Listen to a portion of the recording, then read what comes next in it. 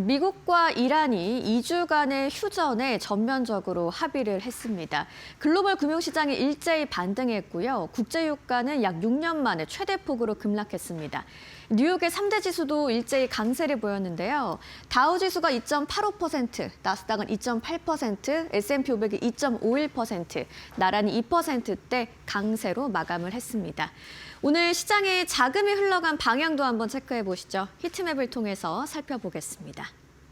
상승하는 종목들이 초록색, 하락하는 종목들은 빨간색으로 표시가 되는 히트맵인데요. 대부분의 섹터와 종목들이 강하게 초록불을 켰습니다. 특히나 AI와 반도체 쪽으로 좀 자금이 강하게 쏠리면서 전형적인 리스크온 장세가 펼쳐졌습니다. 엔비디아가 2%대 올랐고요. 브로드컴도 5% 가까이 올랐습니다. 마이크론도 7%대, 인텔은 11%대, 너나 할 것 없이 반도체 섹터에서 강한 흐름 확인해 보실 수가 있겠습니다. 한편 소프트웨어 쪽으로는 일부 약세가 나타나는 종목들도 눈에 띄는데요. 특히나 오늘 팔란티어가 6%대 급락이 나왔습니다. 이 마이클 버리가 기업 AI 시장에서 팔란티어의 경쟁력에 의문을 제기하는 게시글을 올린 영향을 좀 크게 받는 모습이고요. 오늘 금융주 쪽으로도 흐름 좋고요. 소비주 쪽으로도 테슬라를 제외하고는 대부분의 종목들이 흐름 좋습니다. 아마존도 3%대 강세를 보였습니다. 구글과 메타도 일제히 올랐는데요. 오늘 특히나 메타가 6%대 급등이 나왔습니다. 차세대 AI 모델을 출시한다는 발표로 인해서 호재로 작용을 한 모습이고요. 헬스케어 쪽도 흐름 좋고요. 통신주 일부 좀 약세를 보이는 모습입니다. 항공, 여행, 레저 쪽으로도 흐름 좋고요. 오늘 유가가 급락하다 보니까 에너지 섹터는 강하게 빨간불을 켠 모습까지도 확인해 볼 수 있겠습니다. 자금의 방향 확인을 하셨고요. 마켓 무버 이슈로 오늘 시장의 이슈들 한번 만나보시죠. 미국과 이란이 조건부 2주 휴전을 극적으로 타결했습니다. 호르무즈에 대한 기대감에 유가는 급락했고 증시는 급등했는데요. 이야기 한번 자세하게 들여다보겠습니다. 오늘 이 상승장의 핵심 트리거가 됐던 건 미국과 이란의 2주 휴전 합의였습니다. 미국은 이란에 대해서 공격을 2주 동안 중단하기로 했고요. 이란은 호르무즈 해협의 통항 재개에 협조를 하기로 했습니다. 트럼프가 제시했던 어제 데드라인 직전에 있었던 파키스탄의 중재로 인한 타결이었습니다. 그런데 이 합의가 조건부라는 점이 좀 중요한데요. 단순한 휴전이 아니고 에너지 공급 정상화라는 조건이 붙은 합의입니다. 이어서 내용 조금 더 살펴보시죠. 자, 핵심적인 의미는 바로 이 호르무즈 해협이 많이 아시다시피 글로벌 원유 물류의 핵심 경로라는 점이 중요합니다. 결국 이 호르무즈 해협에 대한 봉쇄 우려는 유가를 급등시키는 요인이 되고요. 재개에 대한 기대감은 전쟁 프리미엄을 제거하게 되죠. 오늘 그래서 또 시장 급등의 결정적인 트리거가 됐던 게 바로 유가의 급락인데요. 장중에 WTI는 무려 17%대 급락이 나오기도 했습니다. 브렌트유도 15%대 빠졌는데 2020년 이후에 최대급의 하락이었습니다. 시장은 오늘 인플레이션 압력이 줄어든다는 점에 집중을 했습니다. 자, 시장의 구조를 한번 보시면 오늘의 상승장을 더 이해하실 수 있는데요. 일단 중동 리스크가 완화되면서 유가의 급락으로 이어졌고요. 인플레이션 압력도 줄어들었습니다. 금리 인하에 대한 기대감이 커지면서 오늘 기술주 중심으로 강하게 상승이 나올 수 있었던 배경이 됐습니다. 자, 이런 오늘의 시장에 대해서 월가가 내놓은 해석도 한번 가져와 봤습니다. 여러 가지 의견이 있었는데요. 오늘 시장이 휴전 자체보다는 이 호르무즈 해협의 정상화가 될지 여부가 핵심 변수가 된다는 입장이고요. 지금의 2주 휴전은 완전한 해결이 아니라 시간 벌기의 성격이다라는 의견도 있습니다. 그리고 실제 유조선 운항의 정상화가 확인돼야 지금의 랠리가 지속될 가능성이 있다라는 입장까지 있습니다. 즉 오늘의 상승장은 기대를 반영하는 성격이 크다는 건데요. 한편 아직까지 시장에 존재하는 리스크들도 체크해 보셔야 됩니다. 먼저 지금의 휴전은 임시적인 성격을 띠고 있는 2주 억짜리 휴전이라는 겁니다. 이 협상이 실패할 경우에 재충돌할 가능성도 무시할 수 없고요.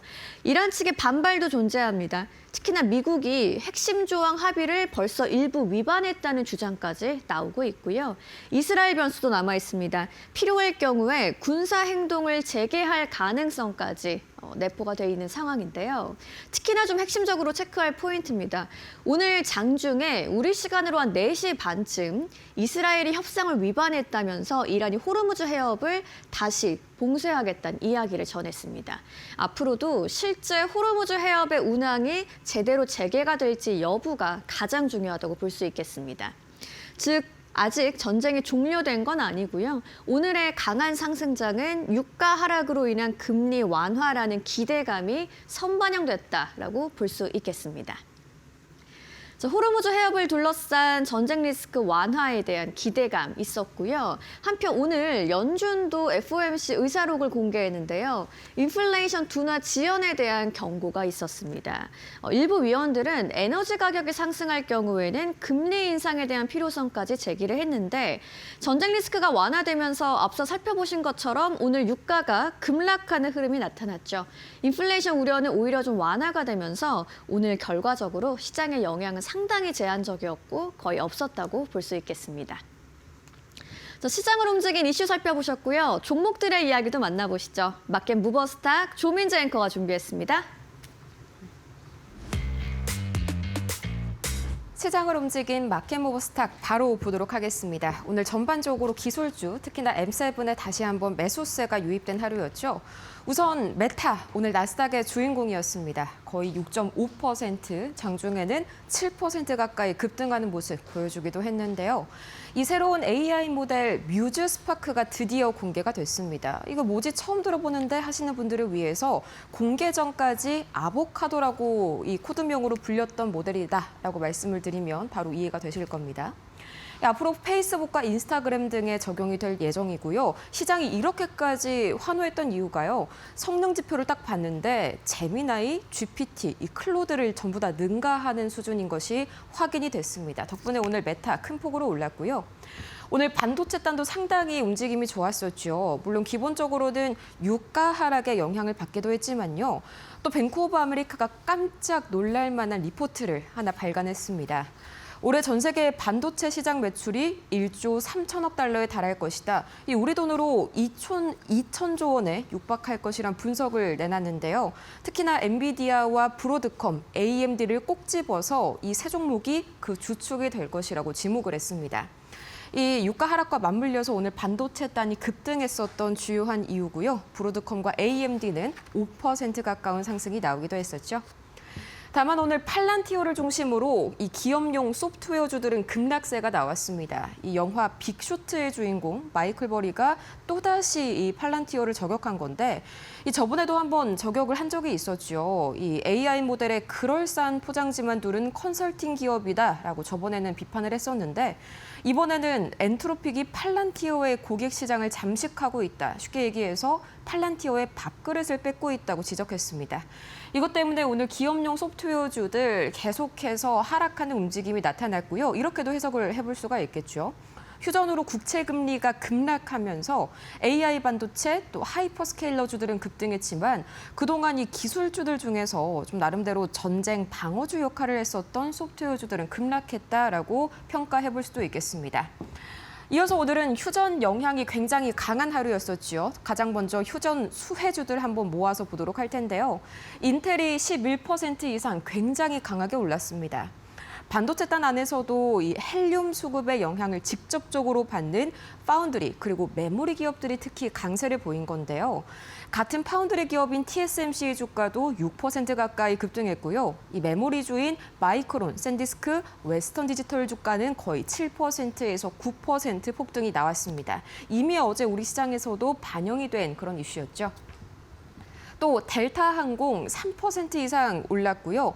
이 1분기 실적이 예상보다 좋았던 데다가 유가가 또 급락하면서 비용 부담이 크게 줄어든 항공주들이었습니다. 오늘 전반적으로 반등이 나왔었고요. 또 미국과 이란의 휴전 직후에 국채 금리가 큰 폭으로 내렸는데요. 덕분에 부동산과 주택 관련주들도 일제히 강세를 보였습니다. 홈디포가 5% 이상 올랐네요. 이 금리가 낮아지면요, 집을 살 때 내야 하는 대출 이자가 줄어들기 때문에 사람들이 집을 좀 더 쉽게 살 수 있게 되겠죠.